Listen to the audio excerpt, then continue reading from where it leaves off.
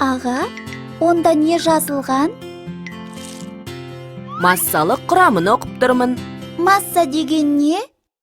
Математикада салмақ өлшемін масса деп атайды.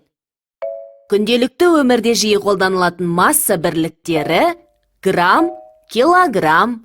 Оларды қысқартып Г, кг деп белгілейді. 7 килограмм болды ма? Дана, килограмм емес, килограмм деп айту керек. Бірақ мұнда 7 граммды көрсетіп тұр.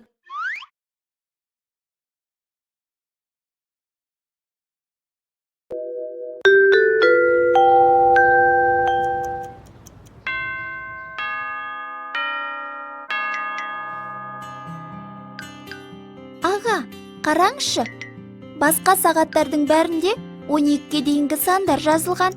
Мұнда 24-ге дейінгі сандар жазылыпты. Дұрыс, Дана. Себебі бір тәулікте 24 сағат бар.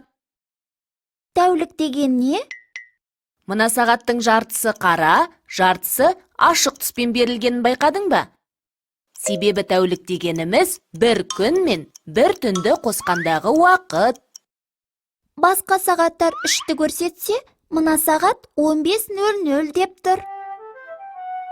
Себебі жаңа тәулік түнгі 12-ден, яғни 24-тен кейін басталады. Ал таң жаңа тәуліктің 6-шы сағатында атады. Сондықтан да күндізгі 12-ден кейінгі бірді 13, ал 2-ні 14 деп айтуға болады.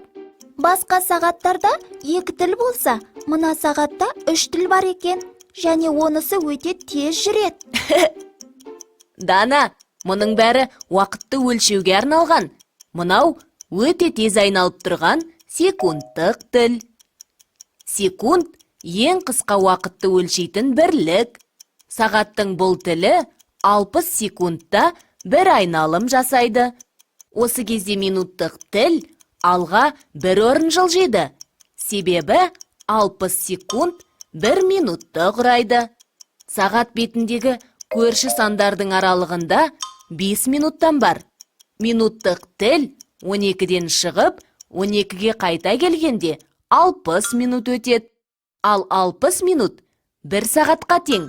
Бір тәулікте сағаттық тіл осы сандарды 2 рет айналып өтеді.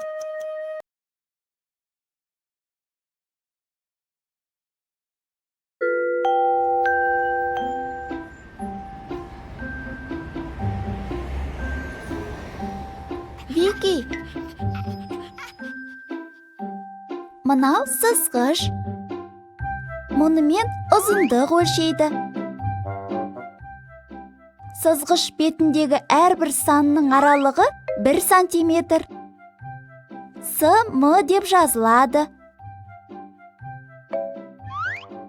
Мына кітаптың ұзындығы 24 сантиметр. Ені 16 сантиметр екен.